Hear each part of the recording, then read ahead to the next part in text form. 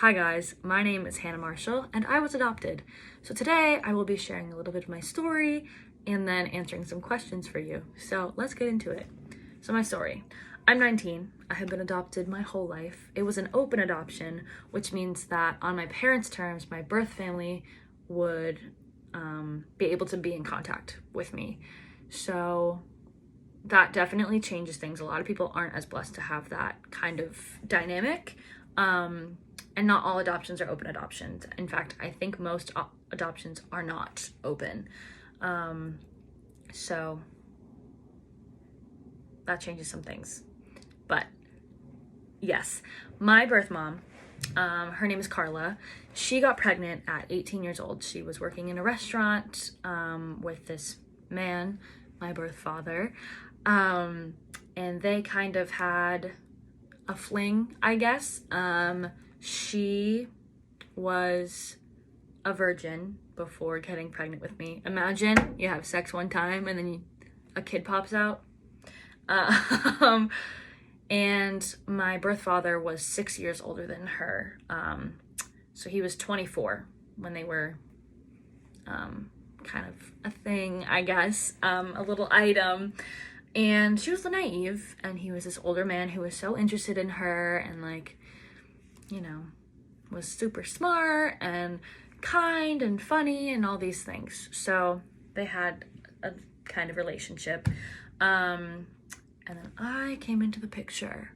So my birth mom was going into college the next fall. So she was just a senior in high school, worked at this restaurant over the summer, met my birth father. Here we are. So she knew automatically that my birth father was not going to be a good father and she needed to find another option. So she did go to an abortion clinic. She did. She was sitting on the table ready to get the abortion, and he called her and said, "Don't do it. We can do this." And she also said that she felt a presence. I'm going to say it's a presence of God, I think, that kind of told her and was like, "No, don't go through with this. Leave. Get off the table. Get off the table. Go home." And so she did. And once she realized that she could not mentally, physically have an abortion, she decided to look for other options. So once she told my birth grandparents, they were a lot more accepting and supportive than she was thinking they were going to be. So that definitely helped. My birth father, I don't know really his side of the story with things, but we'll get into that. So my birth mom goes to college. She isn't really showing at all, like pregnancy wise. And while she was doing her first semester of freshman year, she was pregnant and looking at adoption agencies. So she finishes her first semester of college and decides, I'm going to take academic leave, finish this pregnancy, and find her a family. So she got pregnant in, I believe, August of 2000, and I was born in May of 2001. And so we went through an adoption agency, and like I said, it was an open adoption. So from December to May, she was out of school, just being home and finding families and things like that. So she had already decided on my parents before I was born, which is super cool. So they had met before and everything, closer to when I was born. And yeah, then I was born and my birth father was there. And my parents and everyone did the paperwork and tears were shed. My mom actually cut my umbilical cord. Like, they knew I was coming, you know? So it's super cool. So she went back to college, and then on her breaks, my parents said, yeah, come see her. So on my birth mom's college breaks, she would come visit me. My birth father kind of dipped right after I was born, which was what my birth mom was expecting him to do. And there was obviously a lot of arguments that happened that aren't necessary for this story. So yeah, and ever since I was born, basically, I have had my birth mom in my life. She's kind of, to me, the equivalent of like an aunt for some people. Like in my head, I feel like that's the best comparison for people who are not adopted. Like we've been in each other's lives my whole life, and she's married now. She has 2 kids, and they see me as their big sister. It's great. It's a beautiful story. I go down and visit her. Sometimes I stay at her house. Her parents, my grandparents, are awesome. It's just a great story all around. My birth father was not around at all, even though it was an open adoption and he had the ability to. He signed the paperwork that said that he could be around if he wanted to be. So when I was 18, I decided to track him down. So I found an email address with my birth mom, an old email address of his that he apparently still had access to. And yeah, I've known him for almost 2 years now. On and off. We don't talk very frequently, like ever. We'll go like 7 months without saying a word to each other, and then he'll come back and be like, hey. But I think eventually that is a relationship I'd like to start. But as for right now, I'm okay with us being apart. So yeah, that's my story, at least a little bit of it, at least the major parts. So let's get into these questions. So what helps you get through the day? So now I don't really think about my adoption. It's not something that I'm like, oh, I'm adopted, gotta live my life a certain way. No. It's definitely really cool. I love being adopted, and I have been blessed with a really great story. So it's not something that I struggle with from day to day. But that was not the case when I was younger.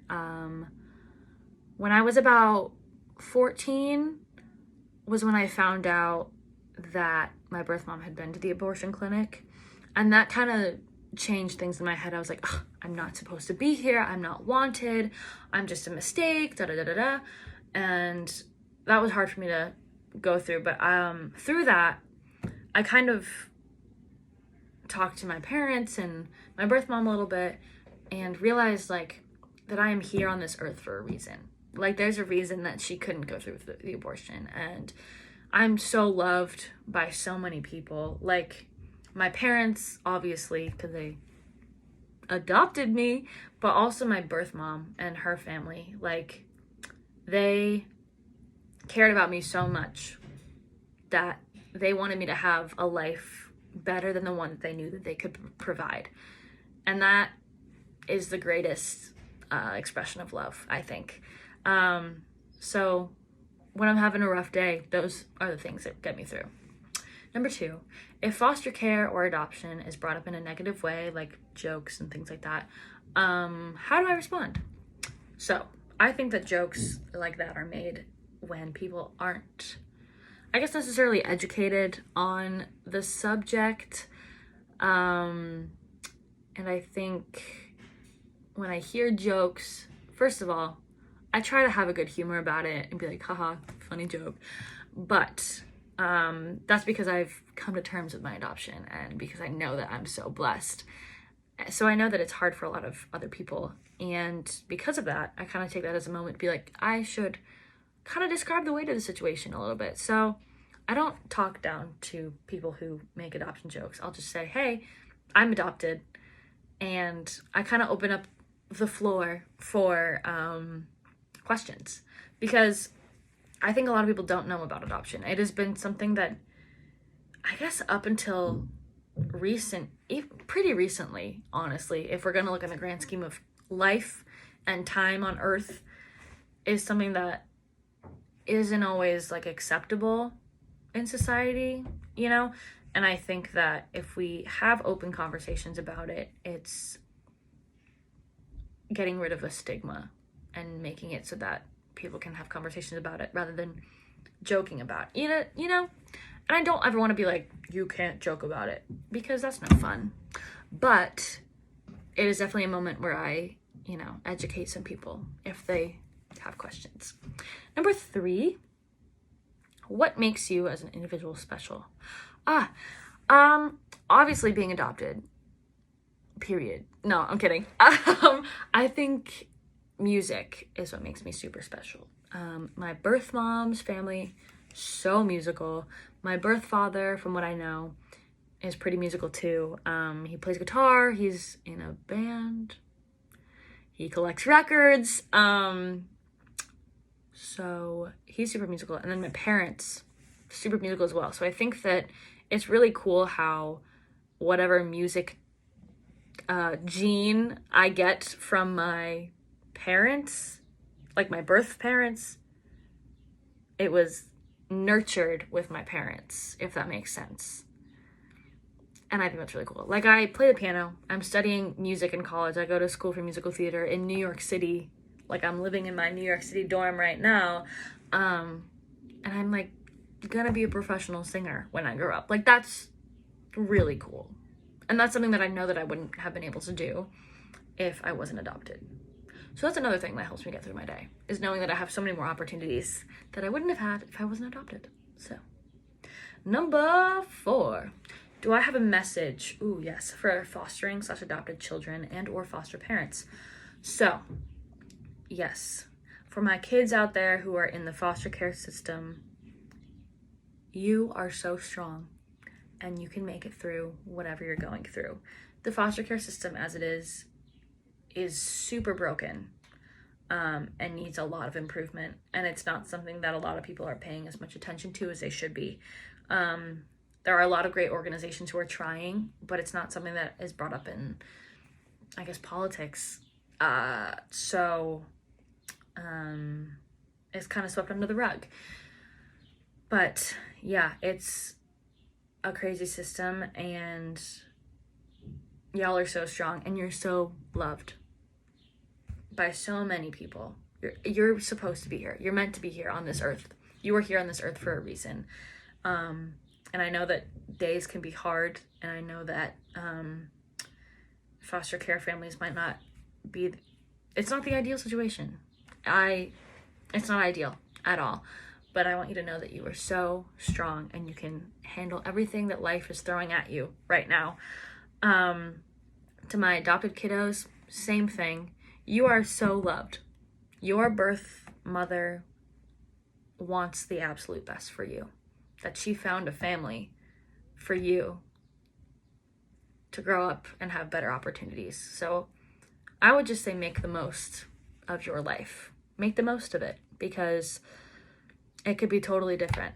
And for my foster parents, keep doing what you're doing. That is such a great job. I mean, there are some instances out there where foster parents kind of take advantage of their position of power. But that is not as frequent as the good parents, the good foster parents are. So I think I want to focus more on the good ones. So thank you for opening your home to people whose homes aren't great. And I would say, keep doing what you're doing and keep loving the kids. And, you're making a huge difference, and your love can completely change the trajectory of someone's life. So, yeah, keep that in mind. Number 5.